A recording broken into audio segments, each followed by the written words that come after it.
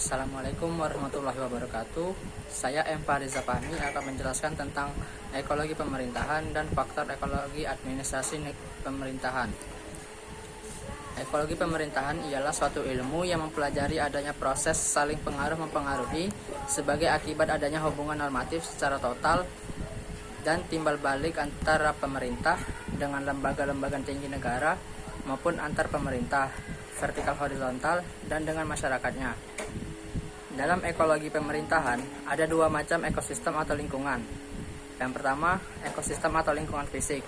Lingkungan fisik ialah lingkungan alam bersama tumbuhan dan hewan yang ada di suatu wilayah negara, termasuk manusia sebagai salah satu faktor yang selalu berproses dengan lingkungannya. Lingkungan fisik dapat digolongkan ke dalam 3 kelompok, yaitu kondisi geografis, keadaan penduduk, dan sumber daya alam.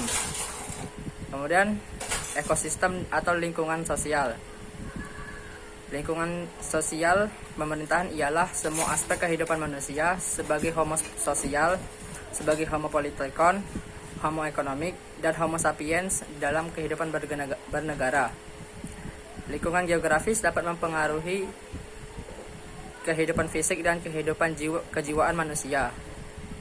Faktor lingkungan sosial ekologi pemerintahan yaitu ideologi adalah pola dasar tentang cita-cita yang sifatnya praktis untuk mencapai tujuan suatu kelompok orang dalam kehidupan bernegara, meliputi sosial, politik, dan ekonomi, dan lain-lain.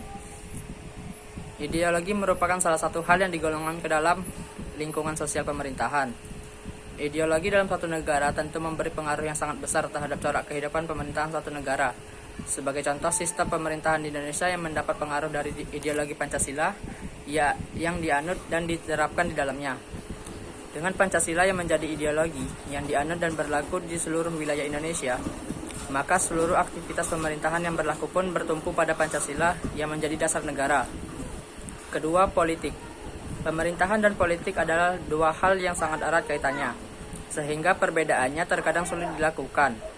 Demikian pula dalam hal ini, dapat dipastikan bahwa sistem politik yang dianut oleh suatu negara tentu sangat mempengaruhi aktivitas lingkungan pemerintahan di dalamnya.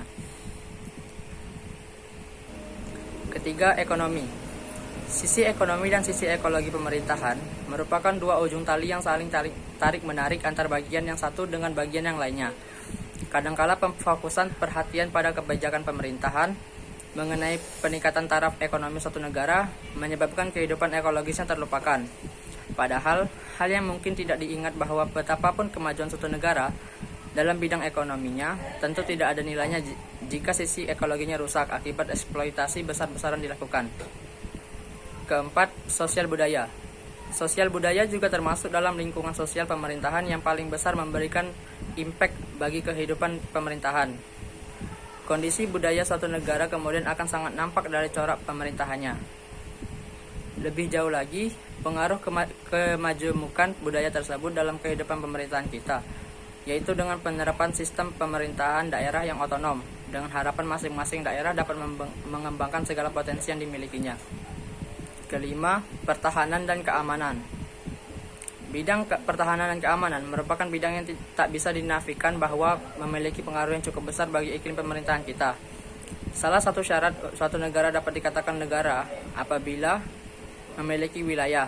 Hal ini kemudian tentu menjadi perhatian oleh pemerintah untuk memperkuat pertahanan keamanan untuk menjaga kedaulatan negaranya.